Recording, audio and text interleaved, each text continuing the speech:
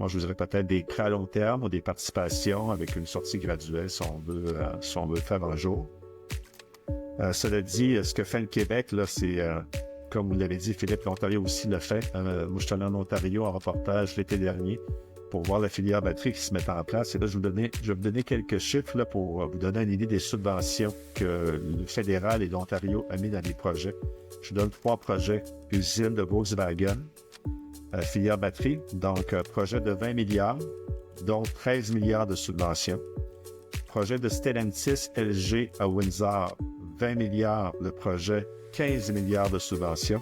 Et Honda, un projet à Alliston, au nord de Toronto, 15 milliards de projet, subvention de 5 milliards.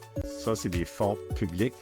Pourquoi? Parce que les Américains, avec l'IRA, l'Inflation Reduction Act de Biden, qui avait des mesures pour stimuler la filière batterie, a fait en sorte que, pour éviter que toutes ces entreprises-là s'installent aux États-Unis, dans la Battery Belt qu'on appelle, là, une espèce, c'est le Midwest un peu plus vers l'Est, là, je vous dirais de la Georgie jusqu'au Michigan, pour une espèce de couloir, une dizaine d'États, il appelle ça la Battery Belt.